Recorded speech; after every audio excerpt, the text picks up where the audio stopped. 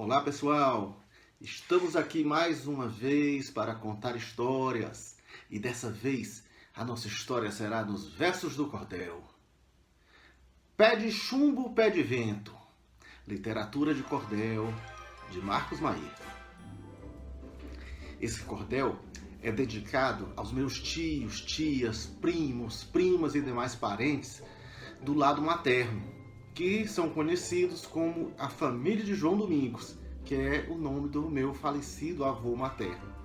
Eu rendo uma homenagem também a todos os moradores do meu querido bairro do Pirambu, em Fortaleza, Ceará, Brasil. Então vamos lá. Pé de chumbo, pé de vento. No bairro do Pirambu, a noite estava animada. Muita gente reunida na rua movimentada. Gente que ia e que vinha, trazendo lá da cozinha comida bem preparada. O centro da animação era um comércio que havia no meio do quarteirão que aos meus pais pertencia. O badalo era o lugar que era um pouco de bar, bodega e mercearia.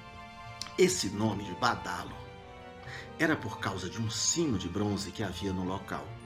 Ficava pendurado no teto da bodega. Em momentos de celebração, de festa, as badaladas eram tradicionais no bairro. Mas o sino também servia de alerta. Caso um de nós se sentisse ameaçado, era só badalar o sino que alguém apareceria para ajudar. Naquela noite de festa, reuniu-se a vizinhança esperando o ano novo que sempre traz esperança. Por isso havia bebida, vários tipos de comida e também havia dança. Estavam ali meus pais, o meu único irmão, meus tios e minhas tias e meus amigos de então. Primos, primas e agregados, felizes e preparados para a comemoração. Além do meu irmão Matterson, a quem chamamos carinhosamente de Bate, do meu pai Mansueto, vulgo Mansu, que hoje já é falecido, e da minha mãe Ivonete, mais conhecida como Neta, lembro que estavam presentes muitos dos irmãos e irmãs da minha mãe. Só para registrar, veja como cada um tem um nome e um apelido, começando pelas irmãs. Tem a Iranilda, que é chamada de Nilda ou Rebeca, casada com Tarcísio. A Ivanilda, apelidada de Bibil, com seu marido João Santana. A Ivaniza é a Lolô e o seu marido Josévaldo. A tia Ivone não tem apelido, aliás, tem, mas não gosta, então não vou falar. O marido da minha tia Ivone, José Domingos, conhecido como Detim. Esse tem uma participação importante nessa história. E tem também a tia Ivanira, freira, chamada apenas de Nira, atualmente já é falecida. Os irmãos da minha mãe também têm lá os seus apelidos, nem todos. Por exemplo, Ailson, o mais velho, não tem apelido. Ele na época era casado com a Margarida, depois ficou viúvo e casou com a Judite. Em compensação, o Ivanildo tem dois. É chamado de Fiuza, mas também é conhecido como Curi. Mulher dele, a Sueli, não tem apelido. Irã, já falecido, não tem apelido, mas era casado na época com Maria do Céu, chamada Nena. O tio Ivan, na época casado com Fátima, também chamada de Fabiana, falecida também nos dias de hoje. E o Irandi, conhecido como Dico, é um dos personagens principais dessa história. Ele já faleceu, casado com a Toinha. Tinha também lá um monte de primos, primas, todos muito queridos, mas se eu for dizer todos aqui, a história vai ficar muito longa. Vamos seguir com o cordel. Amigos iam chegando enquanto a noite avançava e havia muitos abraços quando cada um chegava. Uma noite de alegria. Quem dissesse acertaria que ali nada nos faltava. Estavam por lá o Nena, o Melado, o João Bocão, o Merol e o Mané Mago, o Papudo e o Peão. E um meio amalucado que por nós era tratado como Geraldo Furão. Assim como os tios e tias, os vizinhos, amigos também, a maioria tinha apelidos. Dos que eu me lembro agora, assim, rapidamente, eu me lembro do Bebel, a Cabocla, o Cajá, o Chico Bode, o Chico Doido, que era casado com a Batatinha, o Chico Calça Preta e o Chico Goleiro. Tinha o Có, o Cuequinha, o Compadre Cachorro, o Dabá e o Deia, que era irmão do Dabá, o Geraldo Furão, que eu já falei, o Geraldo Vira-Pão, o João Bocão, o Mané Mago, o Manel Raposa, que também era chamado de Manel Moco, o Melado, o Merol, o Nena, o Papudo, o Pel, o Peão, o Tarciso Papudo, o Chililico e o Zé Borracha. Tinha outros, mas esses eu me lembro assim de cabeça. Vamos em frente. Mas como sempre aparece alguém que quer estragar um momento de alegria que se esteja a aproveitar, chegou lá um valentão procurando confusão ou alguém para brigar. Era um tal de Pé de Chumbo, a indesejável figura, pesando mais de 100 quilos, 1,90 de altura. Tinha os pés de um elefante, as mãos como as de um gigante e os braços dessa grossura. Transitava por ali, na rua, em frente ao badalo, chamando para brigar a quem quisesse enfrentá-lo. E ia aumentando o estresse sem ter alguém que pudesse, de alguma forma, acalmá-lo. Na verdade, Pé de Chumbo era um sujeito grande que costumava andar descalço, talvez pela dificuldade de encontrar calçados com o seu número. O apelido aparentemente estava relacionado a essa característica de andar descalço, mas também porque tinha o pé chato. Quando ele não estava bebendo, era um rapaz trabalhador, dedicado a serviços braçais, até porque tinha mais força do que inteligência. Mas naquela noite, talvez pelo efeito da bebida, estava disposto a arrumar encrenca. E de tanto Pé de Chumbo seguir naquela insistência, foi aos poucos consumindo de todos a paciência. E o meu padrinho Detinho disse: agora deu para mim, vou tomar uma providência. Dirigiu-se ao Pé de Chumbo e muito educadamente disse que ele estava sendo um tanto inconveniente. Pediu que se comportasse para que não estragasse a celebração da gente. O Pé de Chumbo não teve qualquer consideração.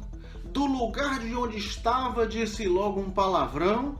Detinho, claro, não gostou e com isso começou de verdade a confusão. Pessoas falando alto, a rua cheia de gente, enquanto um pedia calma, o outro ficava valente. Já não havia bom senso, o ambiente era tenso e o clima ficava quente. A confusão realmente estava armada. Todo mundo falava, ninguém se entendia. Quanto mais insistiam para o Pé de Chumbo ir embora, mais ele ficava com vontade de arranjar encrenca. Se ele não estivesse causando problema, seria muito bem tratado por todos.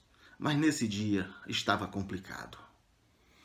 Apesar daquela encrenca, alguém ali destoava de toda a grande celeuma que depressa se formava. Era meu tio Irandi, que também estava ali e uma cerveja tomava. Tomava aquela cerveja sem qualquer alteração, com o cotovelo apoiado numa ponta do balcão. Olhando para a parede, abrandava sua sede de costas para a confusão. Parecia que para ele nada estava acontecendo, tamanha a tranquilidade que estava transparecendo. Saboreando a bebida, talvez pensando na vida, ou simplesmente bebendo. De fato, era até estranho. Enquanto aumentava a confusão que havia se formado ali, o Irandi, chamado Dico, tomava sua cerveja tranquilamente, de costas para a cena da confusão, nem parecia se incomodar com o bate-boca, o empurra-empurra, aquela confusão toda. Mas se deu que, a certa altura, Detim se desvencilhou daqueles que o seguravam e para a rua avançou, mas ao ir em direção ao enorme valentão, a voz de alguém ecoou. Era uma voz de mulher e gritava a toda altura: "Cuidado, Detim, cuidado, que pé de chumbo te fura." Ela tinha observado que o sujeito estava armado com uma faca na cintura. Nessa hora aconteceu um fato surpreendente. O Dico, que parecia sossegado e displicente, partiu lá de onde estava e num segundo saltava em direção ao valente. "Sendo faca eu também tenho", foi o que Dico falou, causando tanta surpresa que a muita gente assustou. E naquele mesmo instante, o pé de chumbo gigante depressa se apequenou. É preciso destacar que o Dico era magrinho, de estatura mediana. Ao saltar da maneira que saltou, com a faca na mão, indo em direção ao pé de chumbo, era como se fosse acontecer de novo a batalha entre Davi e Golias, sendo que, desta vez, estavam todos dois armados de faca. Ao ver o Dico chegar, empunhando sua peixeira, Pé de Chumbo percebeu que não era brincadeira. Deu um salto para o lado e, com um olhar assustado, desembestou na carreira. Pé de Chumbo abriu caminho através da multidão. Quem parasse à sua frente levaria um empurrão. E o Dico, no mesmo instante, vendo fugir o gigante, partiu em perseguição. Na verdade, não foi só o Dico que partiu nessa perseguição. O Detim, que era com quem a encrenca tinha começado, correu atrás também. O velho Mansur, meu pai, também correu atrás do Pé de Chumbo. E em segundos formou-se uma pequena multidão perseguindo o Pé de Chumbo pela rua. Minhas tias correram atrás dele, meus primos, até eu corri atrás dele também. De repente, o que parecia ser o prenúncio de uma tragédia virou uma grande comédia. Apesar do Pé de Chumbo ter os pés grandes e sem cava, nesse dia correu tanto que ninguém o alcançava. E quem não o perseguia olhava tudo e sorria ou simplesmente vaiava. Porque vaia é uma coisa que cearense aprecia. Dizem até que esse povo vaiou o sol certo dia. E enquanto a vaia ecoava, o Pé de Chumbo escapava e o povo se divertia. Durou uns 300 metros aquela perseguição, desde a porta do badalo ao final do quarteirão, e pondo fim nessa querela, ele entrou numa viela e sumiu na escuridão. Com o perigo afastado, todos nós voltamos ao badalo, onde a festa continuaria até o amanhecer. Enquanto caminhávamos na rua, voltando, ainda agitados pela confusão, eu ouvi uma mulher comentar com a outra baixinho, como quem conta um segredo. Ei, mulher, o povo dessa família parece um bando de capote." Na época, eu não entendi bem essa parte do capote. Só depois me explicaram que era uma referência àquela ave também conhecida como galinha d'Angola, que costuma viver em bandos e pode reagir agressivamente à presença de intrusos. Vou terminando essa história, na qual pouco ou nada invento, do dia em que Pé de Chumbo transformou-se em pé de vento. É hora da despedida, pois sabemos que na vida as coisas são mesmo assim.